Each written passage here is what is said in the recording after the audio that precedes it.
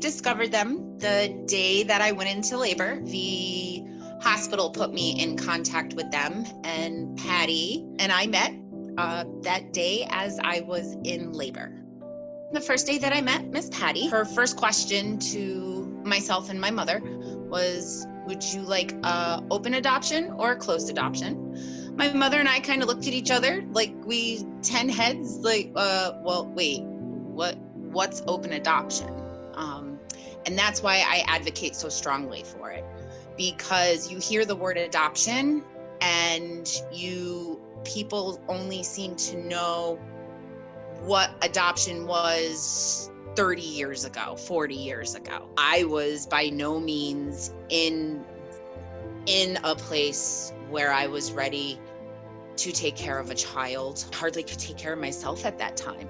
That also leads to Friends in Adoption didn't just help me get through the whole adoption process.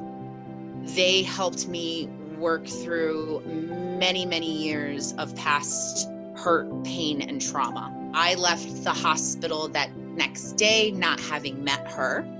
At the time, I didn't know it was a her. But through the support that I received from Friends in Adoption, I was provided counseling. And through that counseling, a message was relayed to me from the family that no matter how long it was going to take me, that they were going to raise her to be proud to be adopted, and that they want her to know who she is and where she comes from. And through my counseling and working through underlying things that I was dealing with, and that message from them really, really resonated with me.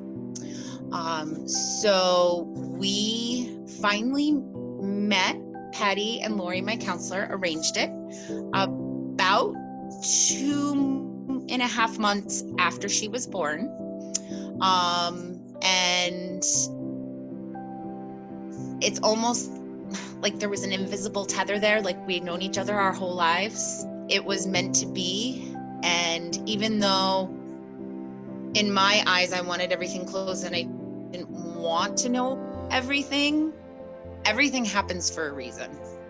And once we finally met, they were very open and wanting to and excited to share her journey as she was growing, how fast she was growing, and inquisitive as to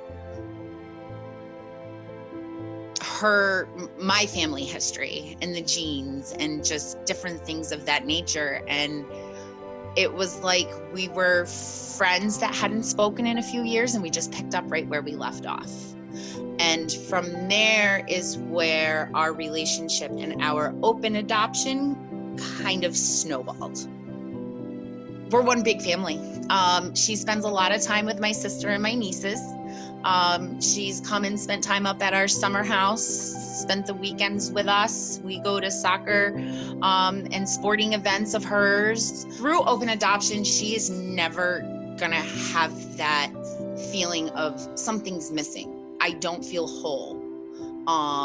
She is always gonna know who she is and where she comes from our side of the family. And I'm never gonna go through those what ifs, 20 years down the road. What did she turn out? What did she become to be? What type of person is she? Does she have her own family? So we have a really strong connection. And after that first meeting with her parents and her, I looked right at him and I said, listen, the way you are raising her, I support you 100%. You are her mother. You are her father. I am her Bima. It's been 12 years. She turned 12 back in March. And I'd say maybe about 2 years ago, I had a run-in with her birth father. And that brought me crashing back to a lot of different feelings and emotions. I picked up the phone and I called Lori, who was my counselor through Friends in Adoption. And she reached out to Friends in Adoption and I was able to go in for a session. She really helped me stay grounded and work through those feelings that I never expected to have, which was amazing to me because it was, 10 and a half, 11 years down the road, and they were still there for me. I feel like the universe aligned this for me a long, long time ago, and I couldn't be more grateful. Friends in Adoption they're my family. So my whole family has grown exponentially, and I am forever grateful for that.